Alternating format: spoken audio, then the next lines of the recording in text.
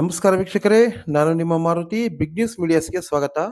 ಇಂದಿನ ಮುಖ್ಯಾಂಶಗಳು: ಶ್ರೀ ಛತ್ರಪತಿ ಶಿವಾಜಿ ಮಹಾರಾಜರ ಜಯಂತ್ಯೋತ್ಸವ ಕಾರ್ಯಕ್ರಮ ಗಂಗಾವತಿ ಶ್ರೀ ಕೋಟೆ ಏರಿಯಾದಲ್ಲಿ ಅದ್ದೂರಿಯಾಗಿ ಜರುಗಿತು. ಕಾರ್ಯಕ್ರಮದ ನಿರೂಪಣೆ ಮಂಜುನಾಥ್ BV. ಪ್ರಾಸ್ತಾವಿಕ ನುಡಿ ಅಭಿಷೇಕ್ ಹಿರೇಮಠ್, ABVP SFS ರಾಜ್ಯ ಸಂಚಾಲಕರು.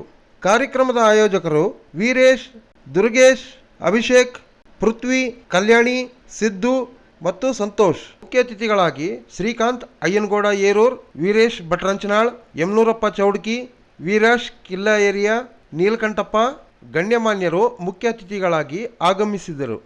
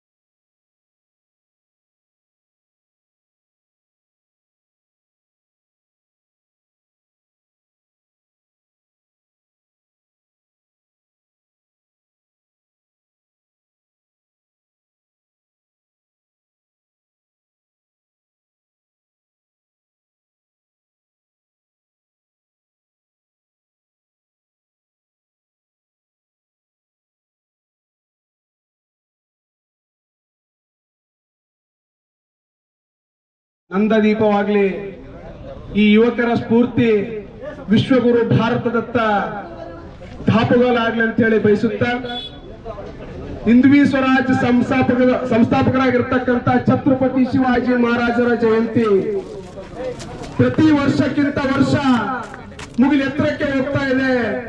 1630ರಲ್ಲಿ ಜನನ ಹೊಂದಿರತಕ್ಕಂಥ ಛತ್ರಪತಿ ಶಿವಾಜಿ ಮಹಾರಾಜರ ಜಯಂತಿಯನ್ನ 2026ರಲ್ಲಿ ಕೂಡ ನಾವು ಇಷ್ಟೊಂದು ಉತ್ಸಾಹ, ಒಂದು ಉಡುಪಿನಿಂದ ಈ ಶಿವಾಜಿ ಮಹಾರಾಜರ ಜಯಂತಿಯನ್ನ ಮಾಡ್ತೀವಿ ಅಂದ್ರೆ ಆ ಸಂದರ್ಭಗಳಲ್ಲಿ ಶಿವಾಜಿ ಮಹಾರಾಜರು ತಗೊಂಡಿರ್ತಕ್ಕಂಥ ನಿದರ್ಶನಗಳು, ಛತ್ರಪತಿ ಶಿವಾಜಿ ಮಹಾರಾಜರು ತಗೊಂಡಿರ್ತಕ್ಕಂಥ ಆದರ್ಶ ಯಾವ ರೀತಿ ಆಗಿತ್ತಂದ್ರೆ, ನಾನು ಈ ದೇಶವನ್ನ, ನಮ್ಮ ಸಾಮ್ರಾಜ್ಯವನ್ನ ಹಿಂದೂ ಸಾಮ್ರಾಜ್ಯವನ್ನಾಗಿ ಮಾಡ್ತೇನೆ, ಈ ನಮ್ಮ ಭಾರತವನ್ನ ಹಿಂದೂ ರಾಷ್ಟ್ರವನ್ನಾಗಿ ಮಾಡ್ತೇನೆ, ಎಲ್ಲಿ ಮೊದಲವರ ಆಳ್ವಿಕೆ ಇತ್ತು ಅಲ್ಲಿ ಮೊದಲೇ ಹೆಜ್ಜೆ ಇಡುವುದ್ರ ಮುಖಾಂತರ ಛತ್ರಪತಿ ಶಿವಾಜಿ ಮಹಾರಾಜರು ಅಂಬಾ ಭವಾನಿಯ ಒಂದು ಆಶೀರ್ವಾದವನ್ನು ತೆಗೆದುಕೊಂಡು ಆ ಇಟ್ಟಿರ್ತಕ್ಕಂಥ ಯಾತ್ರೆ 2026ರ ಇವತ್ತಿನ ಜಂಜಿ ಜನರೇಷನ್ ಯುವಕರಲ್ಲಿ ಕೂಡ ಆ ಉತ್ಸಾಹ ಇನ್ನೂ ಚಿಲುಮೆ ಮೂಡ್ತಾ ಇದೆ.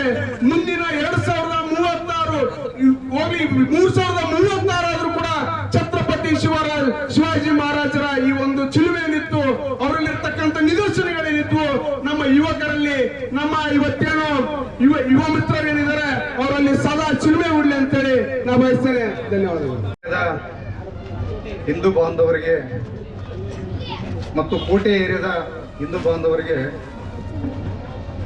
ಶಿವಾಜಿ ಮಹಾರಾಜರ 399ನೇ ವರ್ಷದ ಜಯಂತ್ಯೋತ್ಸವದ ಆರ್ಥಿಕ ಶುಭಾಶಯಗಳು. ಈ ಒಂದು ಕಾರ್ಯಕ್ರಮಕ್ಕೆ ಆಗಮಿಸಿರುವಂತಹ ಎಲ್ಲ ನನ್ನ ಹಿಂದೂ ಸಮಾಜದ ಮತ್ತು ನನ್ನೆಲ್ಲ ಸಹಪಾಠಿ ಮಿತ್ರರಿಗೆ ಈ ಒಂದು ಜಯಂತ್ಯೋತ್ಸವ ಶುಭಾಶಯಗಳು. ವೇದಿಕೆ ಮೇಲೆ ಕೂತವರೆಲ್ಲರೂ ಭಾಷಣ ಮಾಡ್ಯಾರ ಮತ್ತು ಎಲ್ಲದನ್ನ ಅನುಭವಿಸಿ ಮಾತಾಡೋಂತಾರ. ಹಾಗಾಗಿ ವಿಷಯ ಶಿವಾಜಿ ಮಹಾರಾಜರ ಬಗ್ಗೆ ವಿಷಯ ಮಾತಾಡ್ಬೇಕಾದ್ರೆ ಒಂದು ದಿನನೂ ಸಾಲಲ್ಲ. ಯಾಕಂದ್ರೆ ಅವರು ಹಿಂದುತ್ವಕ್ಕೋಸ್ಕರನೇ ಹುಟ್ಟಿದ್ರು. ನಾವು ಶಿವಾಜಿ ಮಹಾರಾಜರ ಕಥೆಯನ್ನ ಓದಿದ್ರ ಅಥವಾ ಅವ್ರ ಜೀವನವನ್ನು ಓದಿದ್ರೆ ನಮ್ಗೆ ಅರ್ಥ ಆಗೋದು ಏನಂದ್ರ, ತಾಯಿ ಗರ್ಭದಿಂದನೇ ಅವ್ರು ಏನಂತ ತೋರಿಸ್ತಂತವ್ರು. ನಾವು ಮಹಾಭಾರತದೊಳಗ ಚಕ್ರವ್ಯೂಹನ ಬೇಸಂತ ಸಂದರ್ಭದಲ್ಲಿ ಶ್ರೀಕೃಷ್ಣ ಪರಮಾತ್ಮ ವಿಷಯ ಹೇಳತ್ನಾಗ ಒಳಗಿರಂತ ಅಭಿಮನ್ಯು ಹೂ ಅಂತಿರ್ತಾನಂತ. ಅದೇ ರೀತಿ ಇನ್ನೊಬ್ಬ ಈ ದೇಶಕ್ಕೆ ಬಂದಂತಹ ಸಾಹಸ ಮೆರೆದಂತ ಇನ್ನೊಬ್ಬ ಬಬ್ರು ವಾಹನ ಅಂತ ಯಾರಾದರೂ ಇದ್ರೆ ಅದು ಶಿವಾಜಿ ಮಹಾರಾಜರು ಅಂತ ಹೇಳಿದ್ರೆ ತಪ್ಪಾಗ್ಲಿಕ್ಕಿಲ್ಲ. ಸುಮಾರು 16ರಿಂದ 20 ವರ್ಷದ ಒಳಗಿನ ಎಲ್ಲ ಸುಮಾರು 70-80 ಜನ ಯುವಕರು ಕ್ರಿಕೆಟ್ ಅಥವಾ ಪಬ್ಜಿ ಆಡಿ ಕಾಲ ಕಳೀತಕ್ಕಂಥ ವಯಸ್ಸಿನ ಎಲ್ಲ ಹುಡುಗರು ಸೇರ್ಕೊಂಡು ಒಂದು ಹಿಂದವಿ ಸಾಮ್ರಾಜ್ಯ ಸ್ಥಾಪನೆ ಮಾಡಿರ್ತಕ್ಕಂಥ ಶಿವಾಜಿ ಜಯಂತಿ ಆಚರಣೆ ಮಾಡ್ತಾ ಇದ್ದೀರಿ ಕೋಟೆಯಲ್ಲಿ ಅಂತಂದ್ರೆ ಇನ್ನೂ ಹಿಂದುತ್ವ ಭಾರತಕ್ಕೆ ಜೀವಂತ ಆಗಿದೆ ಅನ್ನೋದಕ್ಕೆ ಇದೇ ನಿತ್ಯ ಪ್ರತ್ಯಕ್ಷ ಸಾಕ್ಷಿ. ಯಾಕಂತ ಹೇಳಿದ್ರೆ ನಾವು ಕುಂತಂತ ಸ್ಥಳ ಕೂಡ ಕೋಟೆ ಅಂತ ಹೇಳಿದ್ರೆ ಕಂಪಿಲರಾಯನ ಸಂಸ್ಥಾನದಲ್ಲಿ ಇಲ್ಲಿ ಸುಮಾರು 78 ದೇವಸ್ಥಾನಗಳು ಇರ್ತಕ್ಕಂಥ ಪುಣ್ಯ ಪ್ರದೇಶ ಇದು. ನಾವು ಕುತ್ಕೊಂಡಿದ್ವಿ, ಎಷ್ಟು ದೇವಸ್ಥಾನ ಉಳ್ಕೊಂಡಿದ್ದಾವೆ ಈ ಕೋಟೆಯಲ್ಲಿ. ಅಂತಹ ಒಂದು ಶಕ್ತಿಯುತವಾದಂತಹ ಸ್ಥಳ ಇದು. ಶಿವಾಜಿ ಮಹಾರಾಜ 12 ವರ್ಷಕ್ಕೆ ಅವ್ರು ಬೀದಿ ಬಂದಂತ. ಯಾವ ರೀತಿ ಬೀದಿ ಬಂದ ಅಂತ ಹೇಳಿದ್ರೆ ಉಚ್ಚಾಟದಿಂದ ಅಲ್ಲ, ಒಂದು ಉದ್ದಟವಾಗಿರ್ತಕ್ಕಂಥ ಒಂದು ಸಂಕಲ್ಪವನ್ನ ಮಾಡ್ಕೊಂಡು, ದೃಢ ಸಂಕಲ್ಪವನ್ನ ಮಾಡ್ಕೊಂಡು ಶಿವಾಜಿ ಮಹಾರಾಜ ಬೀದಿ ಬಂದ. ಶಹಾಜಿ ಮಹಾರಾಜರು ಸುಲ್ತಾನರ ಇದರಲ್ಲಿ ಅವ್ರ ತಂದೆ ಶಹಾಜಿ ಸುಲ್ತಾನರ ಇದರಲ್ಲಿ ಪ್ರಧಾನಿಕರಾಗಿದ್ರು. ಅಂತವ್ರು ಒಂದು ಸರಿ ಅವನ್ನ ಚಿಕ್ಕ 12 ವರ್ಷದ ಬಾಲಕನನ್ನ ಆಸ್ಥಾನಕ್ಕೆ ಕರ್ಕೊಂಡು ಹೋಗ್ತಾರೆ. ಆಗಿನ ಪರಿಸ್ಥಿತಿ ಹೆಂಗಿತ್ತು ಸುಲ್ತಾನರ ಆಳ್ವಿಕೆಯಲ್ಲಿ ಅಂತಂದ್ರೆ, ಹೋದಾಗ 6 ಮಾರು ಉದ್ದ ಹೋಗಿ ಅವರಿಗೆ ಸಲಾಂ ಮಾಡ್ಕೊಂತ ಒಳಗೆ ಹೋಗ್ಬೇಕಾಗಿತ್ತು ತಲೆ ಬಗ್ಗಿಸಿ. ಅಂತದ್ದು ಶಹಾಜಿ ಮಹಾರಾಜ ಶಿವಾಜಿಯನ್ನ ಕೈ ಹಿಡ್ಕೊಂಡು ಶಹಾಜಿ ಮಹಾರಾಜ ಆ ರೀತಿ ಸಲಾಂ ಮಾಡ್ಕೊಂತ ಹೋದಾಗ ಈ ಮಗುವಿಗೆ ಹೇಳ್ತಾನೆ, ಮಾಡು ಸನ್ನೆ ಮಾಡ್ತಿರ್ತಾನೆ, ಇದು ಮಾಡು ಸಲಾಂ ಮಾಡು ಅಂತ. ಆದ್ರೆ 12 ವರ್ಷದ ಬಾಲಕನಿಗೆ ಮನಸ್ಸೇ ಬರೋದಿಲ್ಲ. ನನ್ನ ತಾಯಿ ಪರಕೀಯರ ಆಳ್ವಿಕೆಯಲ್ಲಿದ್ದು ಸ್ವಾತಂತ್ರ್ಯ ಕಳ್ಕೊಂಡಂತ ಕಳಾಹೀನಳಾಗಿತ್ತು. ಅವಳನ್ನ ಮತ್ತೆ ಉತ್ತುಂಗ ಸ್ಥಿತಿಗೆ ತಲುಪುವಂತಹ ಮನಸ್ಥಿತಿ ಇದ್ದಂತವನು ನಾನು ಇನ್ನೊಬ್ಬರಿಗೆ ದಾಸ್ಯ ರೀತಿಯಲ್ಲಿ ನಾನು ಯಾಕೆ ತಲೆ ಬಗ್ಲಿ ಅಂತ ಹೇಳಿ 12 ವರ್ಷದ ಹುಡುಗ ಯೋಚನೆ ಮಾಡ್ತಾನಂದಾಗ ಅವನ ಸಾಮರ್ಥ್ಯ ಯಾವ ರೀತಿ ಇರ್ಬೇಕಂತ ಯೋಚನೆ. ಇತಿಹಾಸದ ಪರಿಕಲ್ಪನೆ ಕೂಡ ನಾವೆಲ್ಲರೂ ಈಗಿನ ಕಾಲಘಟ್ಟದಲ್ಲಿ ಕೂಡ ಸಮಯವನ್ನ ವ್ಯರ್ಥ ಮಾಡದೆ ಶಿವಾಜಿಯ ಆದರ್ಶಗಳನ್ನು ನಮ್ಮಲ್ಲಿ ಪಾಲನೆ ಮಾಡಿಕೊಂಡು ಯಾವುದೇ ದುಶ್ಚಟಗಳಿಗೆ ಬಲಿಯಾಗದೆ ಈಗಿನ ಯುವಕರು ಧರ್ಮಕ್ಕಾಗಿ ಕೆಲಸ ಮಾಡ್ಬೇಕಂತೇಳಿ ತಮ್ಮೆಲ್ಲರಲ್ಲಿ ವಿನಂತಿ ಮಾಡಿ, ತಾವೆಲ್ಲರೂ ಮುಂದಿನ ಭವ್ಯ ಭಾರತವನ್ನ ಭವ್ಯ ಮಾಡಬೇಕಾಗಿ ಕನಸು ಕಂಡಂತ ತಾವೆಲ್ಲರೂ ಕೂಡ ಈ ಕಾರ್ಯದಲ್ಲಿ ಕೈ ಜೋಡಿಸ್ಬೇಕಂತೇಳಿ ತಮ್ಮೆಲ್ಲರೂ ವಿನಂತಿ ಮಾಡಿ ನನ್ನ 2 ಮಾತು ಮುಗಿಸ್ತೇನೆ. ಜೈ ಹಿಂದ್, ಜೈ ಕರ್ನಾಟಕ.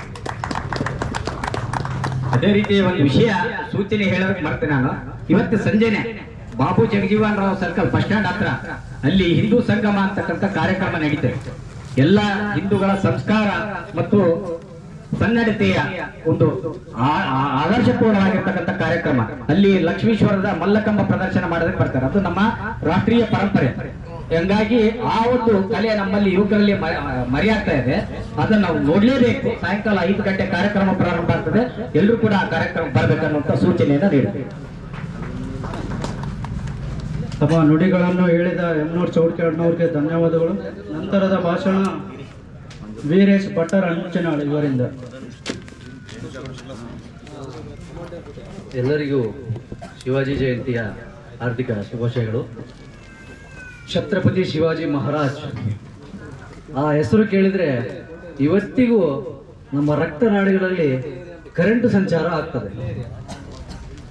ಯಾಕಂದ್ರೆ ನಮ್ಮ ದೇಶದಲ್ಲಿ ಅನೇಕ ರಾಜರಿದ್ರು.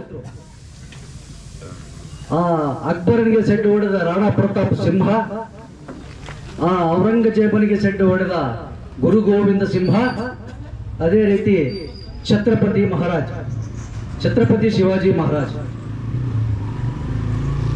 ಇಡೀ ಜಗತ್ತು, ಇಡೀ ದೇಶ ಆಯ್ತು, ಇನ್ನೇನು ಮುಗಿದೋಯ್ತು, ಈ ದೇಶ ಇಸ್ಲಾಮೀಕರಣವಾಯಿತು, ಈ ದೇಶ ಹಸಿರು ಜೆಂಡಗಳಿಂದ ತುಂಬೋಯ್ತು ಅನ್ನುವಂಥ ಕಾಲಘಟ್ಟದಲ್ಲಿ ಶ್ರೀ ಛತ್ರಪತಿ ಶಿವಾಜಿ ಮಹಾರಾಜರು ಜನ್ಮವನ್ನು ತಾಳ್ತಾರೆ. ತಂದೆ ಶಾಜಿ ಭೋಸ್ಲೆ, ತಾಯಿ ಜೀಜಾಮಾತೆ. ಆ ಮಹಾತಾಯಿ ಆ ಪುಣ್ಯಾತ್ಮ ಗರ್ಭದಲ್ಲಿದ್ದಾಗ ಇವೆಲ್ಲವನ್ನು ನೋಡ್ತಿರ್ತಾಳೆ. ಏನಪ್ಪಾ ಈ ದೇಶದ ಮೇಲೆ ಅನ್ಯಾಯ, ಏನಪ್ಪಾ ಈ ದೇಶದ ಮೇಲೆ ದೌರ್ಜನ್ಯ, ನಮಗೆಲ್ಲ ಗೊತ್ತು. ಇಡೀ ಮೊಘಲರು ಈ ದೇಶವನ್ನು ಅಪ್ಕೊಂಡಿದ್ರು, ತುಗ್ಲಾಕರು, ಅದೇ ರೀತಿ ಖಿಲ್ಜಿಗಳು, ಅದೇ ರೀತಿ ಬಹುಮಾನಿ ಸುಲ್ತಾನರು, ಅದೇ ರೀತಿ ಹೈದರಾಬಾದ್ ನವಾಬರು, ಎಲ್ಲಾ ರೀತಿಯಿಂದನೂ ಇಡೀ ಭಾರತ ದೇಶ ಮುಗಿದೋಯ್ತು ಅನ್ನೋದು ಕಾಲಘಟ್ಟದಲ್ಲಿ ಛತ್ರಪತಿ ಶಿವಾಜಿ ಮಹಾರಾಜರು ಹುಟ್ಟುತ್ತಾರೆ. ಅವರು ತಾಯಿ ಜೀಜಾಮಾತೆ ಆ ಮಗನಿಗೆ ದೇಶಭಕ್ತಿ ಮತ್ತು ದೇಶದ ರಕ್ಷಣೆ ಎಲ್ಲ ರೀತಿಯ ಭಾರತೀಯ ವಿದ್ಯಾ ಪರಂಪರೆಗಳನ್ನು ಆತನಿಗೆ ಕಲಿಸ್ತಾಳೆ.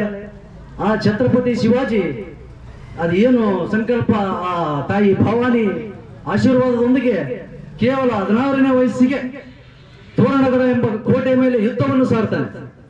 ಆ ಯುದ್ಧವನ್ನು ಸಾರಿ ಸತತ 270 ಕೋಟೆಗಳನ್ನು ಗೆದ್ದು ಹಿಂದೂ ಸಾಮ್ರಾಜ್ಯವನ್ನು ಸ್ಥಾಪನೆ ಮಾಡ್ತಾಳೆ.